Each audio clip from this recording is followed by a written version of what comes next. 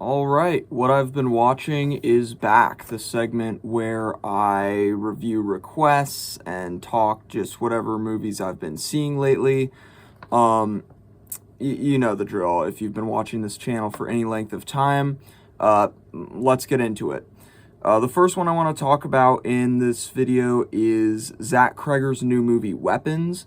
This is from the director of Barbarian, and it has a lot of the same strengths and weaknesses that I felt that movie had.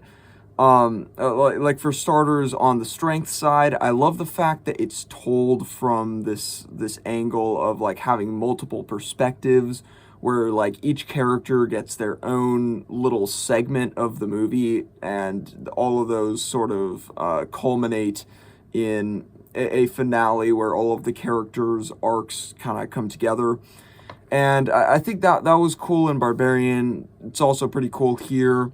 I also think that similarly to Barbarian, the mystery in this one is really great. The whole premise is basically that at the same time, the same exact minute in the middle of the night, every child from this classroom simply disappeared from their homes. They simply opened the doors to their homes and just ran off into the night. And every child that disappeared was from the same classroom at school, and all of them are gone except for one. And so that, I think, is an incredibly compelling mystery, a really great like premise to work off of.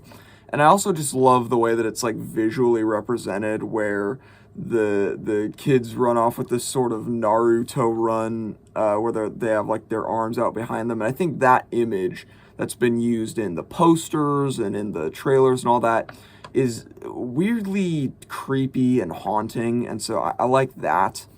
But all that's really cool. I do think the movie does also suffer from one of the biggest weaknesses, though, that Barbarian also had, which is that once the answers are given to us, once the mystery is solved, we're still left with like a third act where all the characters have to like fight it out and resolve things. And that third act is just not all that interesting or compelling. It's like once we have all the answers, you know, the answers are interesting, the answers are cool. I like the solution to the mystery, but once the mystery's solved, it's like the movie has lost its main appeal, and so now it's just like, all right, let's kind of just get this over with. And so for that reason, it's not a perfect movie, and it didn't have quite the impact that I was hoping it was going to, but still a pretty solid film, pretty solid follow-up to Barbarian. I'm definitely going to be excited and interested for whatever Zach Cregger does next, and in my opinion, this one is a 7 out of 10. All right, next up I want to talk about the 2016 film The Wailing. This is one that I rewatched recently. It's a South Korean horror film, and it's basically about this rural policeman who finds himself and his family at the center of an ongoing battle between good and evil when a mysterious Japanese man moves into his village. And there's a few things about this movie that I think make it stand apart from the pack in a really big way. The first thing is just the way that it seamlessly blends like so many different genres and elements and things. This is basically an epic supernatural zombie horror comedy mystery thriller. And if all those things don't sound like they should go together, they shouldn't. And yet they do. This movie just seamlessly blends all of these elements together in a way that is really cool, really satisfying. Another thing that really makes it memorable is the twists. I mean, the movie is basically constructed in such a way that it is deliberately misleading you all the way up until the final scenes. And even then, the third thing that really makes the movie stand out is its ambiguity, because even in those final scenes when a lot of the mysteries are kind of answered, even still, there's a lot of ambiguities that are left and questions that are left unanswered. And, the first time I saw the movie, I didn't like that. It didn't really click with me. But on subsequent viewings, I've actually come to appreciate that as one of the movie's greatest strengths and not one of its weaknesses, because, it makes it feel so much, I don't know, it feels more creepy, and it makes it feel like the characters have even less power, because it's just like, they don't know what's going on, we don't know what's going on, and there's still so many unanswered questions. But there's just enough answers to be satisfying. And, speaking of like what I was talking about with weapons and Barbarian, where I felt that like once the mysteries are solved, that there's just like this obligatory third act that we have to go through the motions with. This movie does the exact opposite of that, where the mystery is not solved until basically like the final moments when everything comes together. And that means that it is engaging and riveting all the way through. I'm a huge fan of this movie. It's one that I recommend to everyone, and it might take a few viewings to fully comprehend and wrap your head around, but trust me, the amount of time that you put into it is absolutely worth it. It is an incredibly rewarding experience. And so, definitely, in my opinion, an 8 out of 10. Next movie I want to talk about, taking a step away from horror, is the Jet Li film Hero. And this is one of those, if you're not aware, this is one of those Chinese wuxia,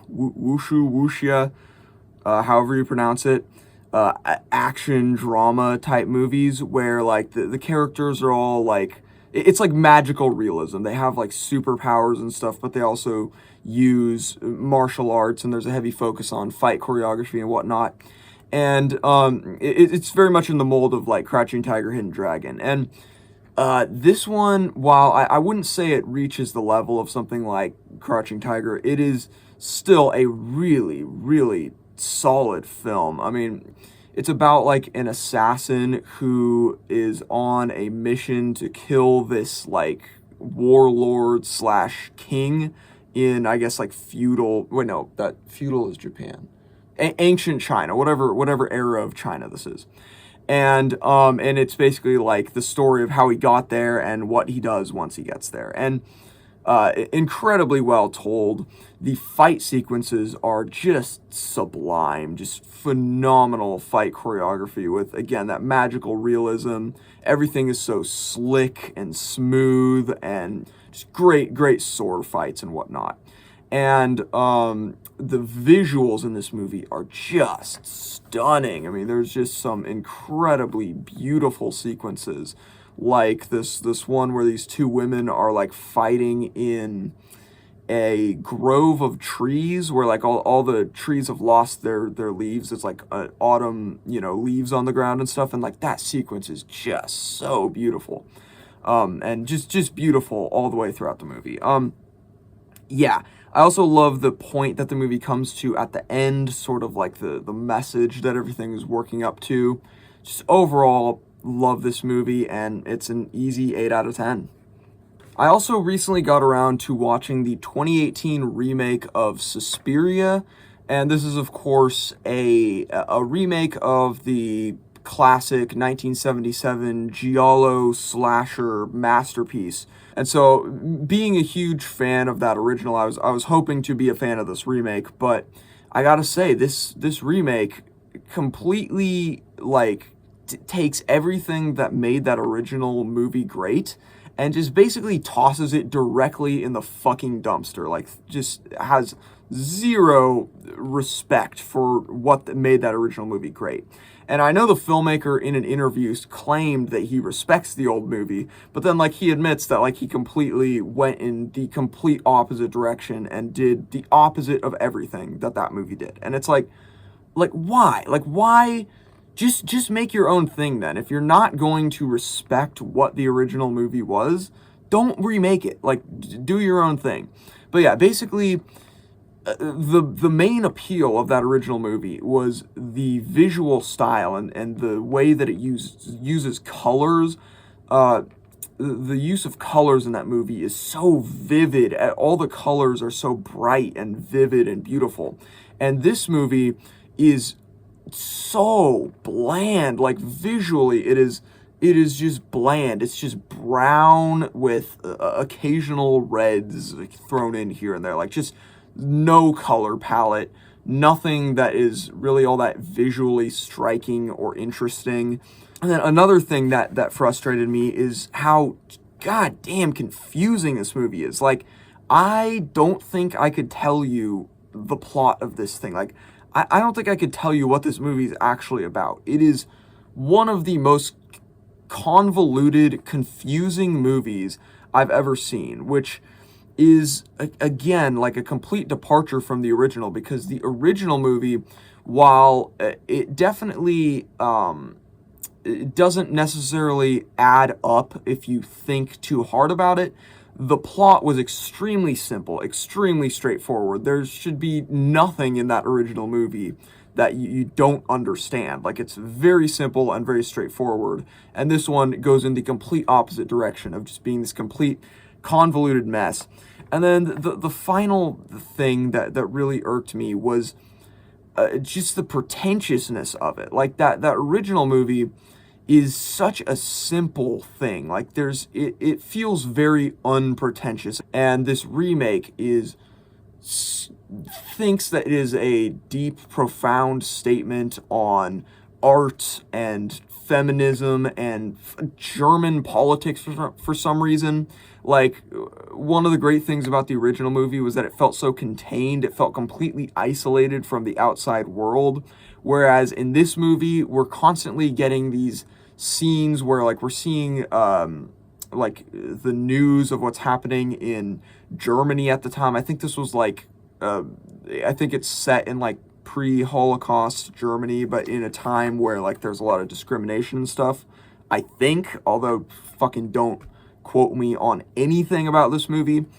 But we're constantly getting these news reports about what's going on, and it's like, that's, again, it breaks the sort of fairy tale atmosphere that original movie had that made it so great. And so, yeah, just basically everything about this movie is the complete opposite of what made the original great. It's drab, it's pretentious, it's incomprehensible, and to top it all off, it's 2.5 fucking hours long. Like, how?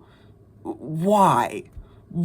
Like, nothing happens. There's no reason for this movie to be as long as it is, but it just drags on and on and on. There is some good elements to the movie. Like, clearly the filmmakers that made it are competent. The cinematography, for what it is not terrible. The acting is pretty solid, although I do think Chloe Grace Moretz in the lead role was kind of miscast. And there's a couple good scenes now and then, especially like the ending. While I don't know what it means, is somewhat impactful, I guess. But yeah, this is not a movie I recommend, especially if you're a fan of the original. Just stay away from this one. In my opinion, it's a 4 out of 10. Next one I saw recently that I want to talk about is this movie, Deliver Us from Evil. One interesting fact about me is that for some bizarre reason, I like watching bad horror movies. Like, bad horror movies specifically are like a hobby of mine. And so I'll sometimes just go into Tubi and find a movie with a bad looking poster and be like, all right, I'm just going to turn this on and see what happens. And this was one of those instances where I just wanted to enjoy a bad horror movie. And on that level, I mean, it did work. It's pretty mockable. It's pretty bad. It's basically like a cop teams up with a priest to investigate some generic supernatural happenings. and that has some effects on the cop's family life, and so we get some generic family drama stuff. And then everything culminates in a generic exorcism scene, and at the end, everybody comes to Jesus. Yay. So yeah, just the definition of just bland, generic, boring supernatural horror. And so it's pretty bad, but I do gotta say, I because I picked it out of just obscurity, I had no idea what it was. After I saw it and I went and like looked at information about it, it did pack a couple of surprises for me because number one, apparently this movie has a fan base, and like not a small one. There's actually a lot of people who apparently like and appreciate this movie for some unfathomable reason. And so that was kind of interesting. And then the second surprise for me was that this movie is actually made by Scott Derrickson, who is a filmmaker that I actually respect. I mean, this is the guy who did Sinister and The Black Phone, which are two pretty good, solid movies that I really like.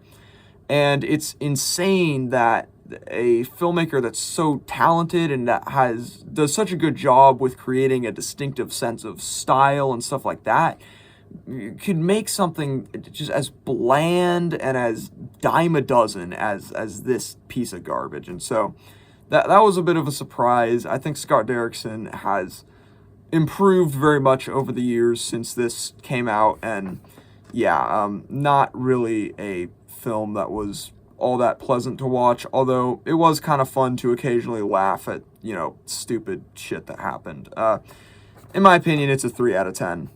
And for the final movie I want to talk about, like I do a lot of times with these videos, I want to go back in time a little bit and talk about something a bit older, that being the 1966, I believe, film Persona. And with this one, I frequently hear that this is like one of the greatest movies of all time. Like, so many lists of the greatest films of all time feature this one. This is an Ingmar Bergman movie, and, Ingmar Bergman was very highly acclaimed, and this is probably his most highly acclaimed movie. And I gotta say, I don't really get it, at least on a first viewing. Like, it's definitely a modernist art film type of vibe where there's, multiple interpretations and nothing is necessarily very clear about what anything means. And that can be hit or miss for me. And in this case, I guess I missed it. It just kind of flew over my head. It has an interesting premise where basically you have this nurse named Alma who is tasked with taking care of this actress named Elisabetta, who has just suddenly decided that she will not speak and will not communicate with people in any way, basically. And so she's just kind of a wooden board for this other nurse to play off of, and that's an interesting concept. It's an interesting dynamic to see this nurse basically like falling in love with this with a wooden board, basically. It's kind of cool. There's a lot of it's a cool concept, I'm saying, and there's a lot of like gay. I'm not even gonna say undertones because they're just tones. Like it's pretty obvious that these two characters are like in love, which I guess for the time was maybe a little bit transgressive. Whatever.